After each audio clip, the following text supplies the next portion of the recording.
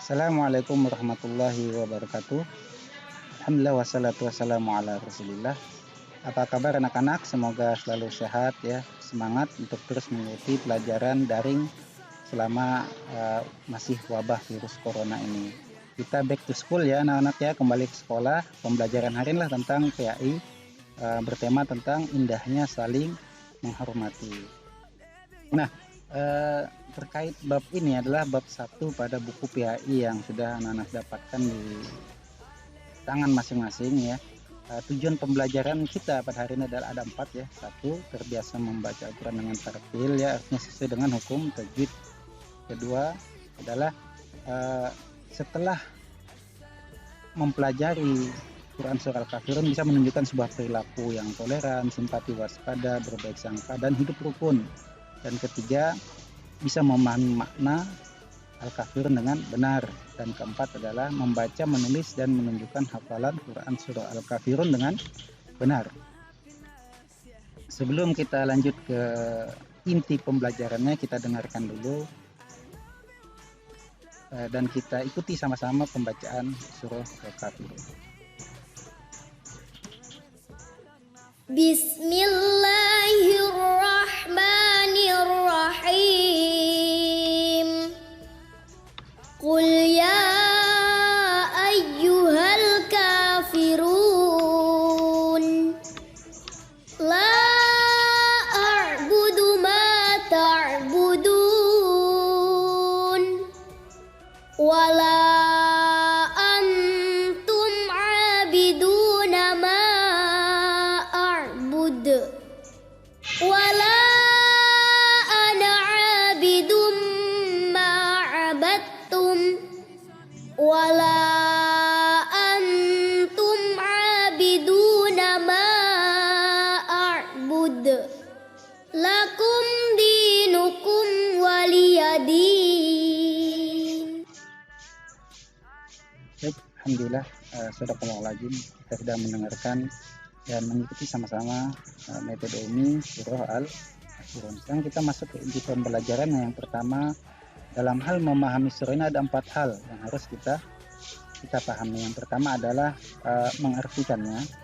Yang kedua, bisa mengenalnya. Ketiga, mengetahui asbabun nuzulnya. Dan yang keempat adalah memahami isi kandungan dari surah ini. Baik, kita masuk yang pertama, artinya ya. Arti surah Al-Kafirun, Al-Kafirun artinya orang-orang kafir. Ayat pertama berbunyi, Qul ya ayyuhal kafirun. Qul, katakanlah, yang ditujukan kepada Rasulullah, Nabi Muhammad, dan orang-orang beriman. Katakanlah kepada orang-orang kafir, hai orang-orang kafir, la a'budu ma ta'budun, aku tidak akan menyembah Tuhan yang kamu sembah. Wala antum a'biduna ma a'bud, dan kamu bukan penyembah Tuhan yang aku sembah. Wala ana a'bidum ma a'badtum, dan aku tidak pernah menjadi penyembah Tuhan yang kamu sembah. Wala antum a'biduna ma a'bud, dan kamu tidak pernah pula menjadi penyembah Tuhan yang aku sembah. Dan inti dari surah ini ada pada ayat terakhir, lakum dinukum waliyadin, untukmu agamamu dan untukku agamaku. Itu adalah arti dari surah Al-Kafirun. Kan mari kita mengenal surah Al-Kafirun lebih dalam. 1, berapa ayat? Terdiri atas 6 ayat. 2, dalam Al-Quran berada pada urutan yang ke berapa? Ke 109. Ketiga, artinya tadi sudah kita ketahui bersama, artinya adalah orang-orang kafir. Keempat, diturunkan setelah turunnya surah Al-Maun. Jadi Al-Maun dulu turun, baru Allah menurunkan surah Al-Kafirun. Dan yang kelima, isi surahnya adalah sebuah pernyataan bahwasanya Tuhan orang kafir berbeda dengan Tuhannya kaum muslimin. Artinya tidak bisa dicampurkan. Dan yang ketiga, mari kita pelajari tentang asbabun nuzul atau sebab-sebab turunnya surah atau ayat ini. Sebabnya adalah sebagai jawaban atas ajakan orang-orang kafir kepada Nabi Muhammad SAW. Diriwayatkan setelah berputus asa menghadapi Nabi, para pemimpin Quraisy mendatangi beliau. Jadi mereka melihat ada kebaikan dalam dakwah beliau, namun mereka enggan mengikuti.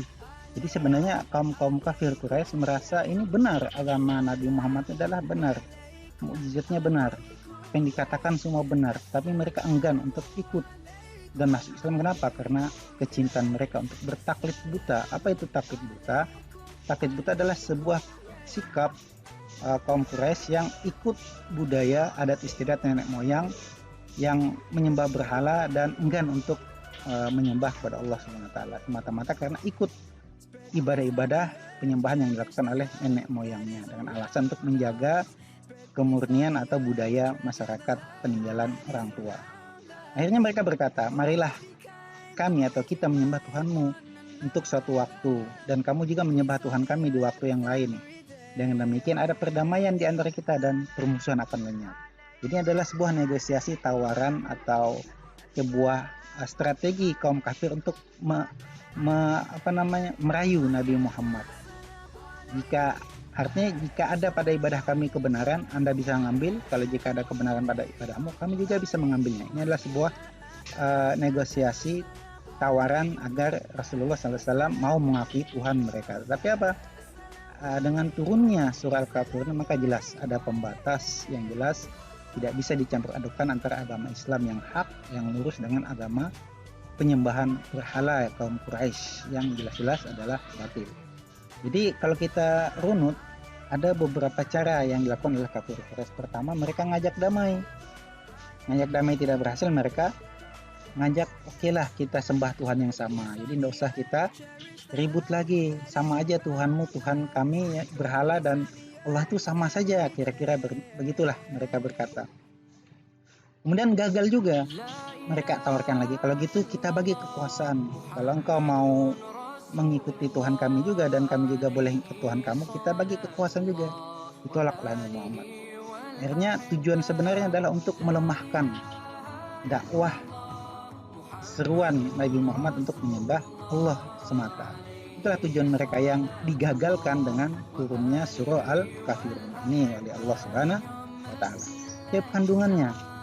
Kandungannya ada 4 ya, anak-anak sekalian.